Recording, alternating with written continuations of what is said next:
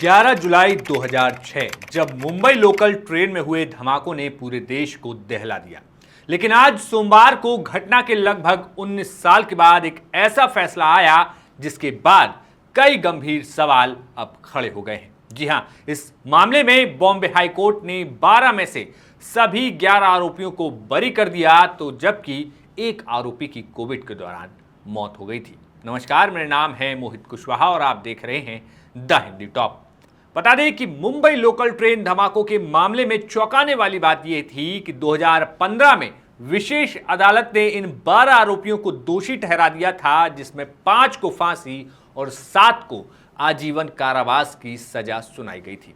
इसके बाद राज्य सरकार ने फांसी की सजा की पुष्टि के लिए हाईकोर्ट में याचिका दायर की, जबकि आरोपियों ने अपनी सजा और दोष सिद्धि को चुनौती देते हुए अपील दायर की थी।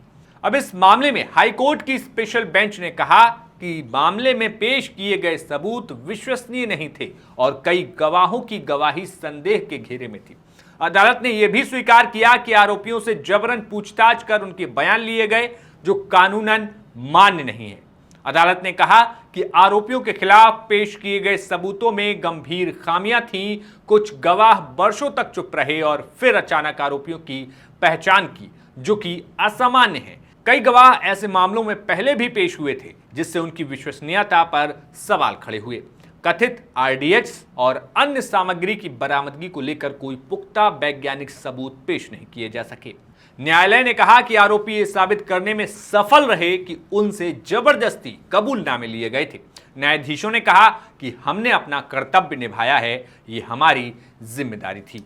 वहीं इस मामले के फैसले के समय बड़ी बात यह रही कि वीडियो कॉन्फ्रेंसिंग के जरिए जुड़े दोषी अमरावती, नासिक, नागपुर और पुणे की जेल से रोते हुए दिखे। किसी ने कोई खुशी नहीं जताई, जबकि सभी की आंखों में आंसू थे। और हो भी क्यों ना, जरा सोच कर देखिए कि 19 सालों में इन लोगों को कितनी प्रताड़ना से गुजरना पड़ा होगा। परिवार को न्याय के लिए कितना इंतजार करना पड़ा होगा, और तो और कितनों ने अपने परिवार के लोगों को खो दिया होगा, जिन्हें ना वो देख सके होंगे, ना ही अब देख पाएंगे। इन लोगों में वो लोग भी होंगे जिनके बच्चों का बचपन बिना उनके साए में 19 साल बीत गया।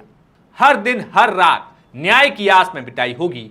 इन 19 सालों में परिवार की आर्थिक स्थिति कहां से कहां चली गई होगी। नाते रिश्तेदारों ने साथ दिया होगा या मुंह मोड़ लिया होगा। और बड़ा सवाल कि इन मुस्लिम युवकों की मुस्लिम संगठनों ने इन्हें न्याय दिलाने में क्या भूमिका निभाई।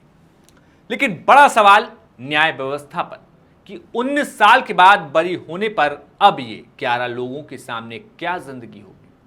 वो सोचने के लिए आपको उन सभी 12 लोगों के नाम और उम्र बताता हूं, जिन्हें बरी करने का फैसला बॉम्बे हाई कोर्ट ने सुनाया। इन सभी आरोपियों की उम्र 2006 में उनकी गिरफ्तारी के वक्त की है, जो अब 19 साल और जोड़ दिए जाएं तो आप अंदाजा लगा पाएंगे कि आज इन लोगों की क्या स्थिति होगी। इनमें से कुछ 60 की उम्र को पार कर गए, तो किसी ने अपनी पूरी जवानी जेल की सलाखों में काट दी। इस लिस्ट को देखें तो इसमें कमाल अहमद अंसारी 37 साल, जिनकी कोविड में मौत हो गई, तनवीर अहमद अंसारी 37 साल, मोहम्मद फैजल शेख 36 साल, एहतशाम सिद्दीकी 30 साल, मोहम्मद शेख आलम शेख 41 साल, मोहम्मद साजिद अंसारी 34 साल, मुजम्मिल शेख 27 साल, सोहेल महमूद शेख 43 साल, जामिर अहमद शेख 36 साल, नवीद हुसैन खान 30 और आसिफ खान 48 साल। अब ये जो उम्र बताई, इसमें 19 साल और जोड़ दीजिए तो आपको पता लगेगा कि ये लोगों की उम्र अब कितनी हो गई और अब उनके सामने क्या जिंदगी बची। इस मामले में आरोपियों की तरफ से मुकदमा लड़ रहे वरिष्ठ अधिवक्ता युग मोहित चौधरी ने कहा कि यह फैसला उन सभी के लिए उम्मीद की किरण है जो सालों से न्याय का इंतजार कर रहे हैं। सरकारी वकील राजा ठाकरे ने भी फैसले को मार्गदर्शक बताया। इसके अलावा अब पूरा मामला क्या है वो जान लीजिए। 11 जुलाई 2006 को मुंबई की लोकल ट्रेन में 11 मिनट के अंदर 7 जगहों पर धमाके हुए। इनमें 189 लोगों की जान चली गई और 827 यात्री घायल हो गए।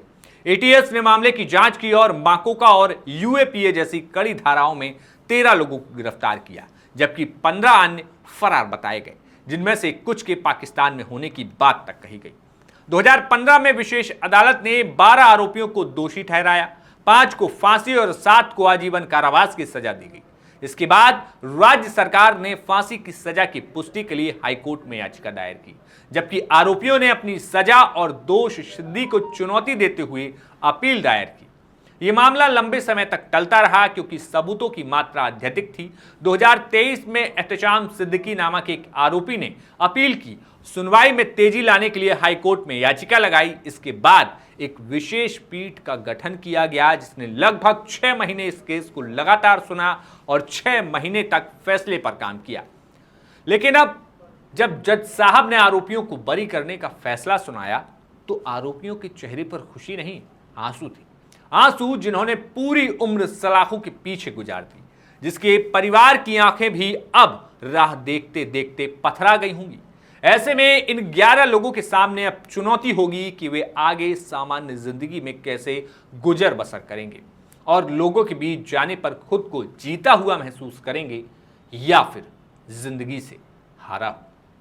इस सवाल के साथ हम आपको छोड़ जाते हैं। आप कमेंट बॉक्स में बताइए कि इस पूरी घटना में इन 11 लोगों को जो अब बरी किया गया है, उनकी जिंदगी के सामने क्या कुछ चुनौतियां होंगी और इस फैसले पर आपका क्या कहना है। देखते रहिए द हिंदी टॉप। शुक्रिया।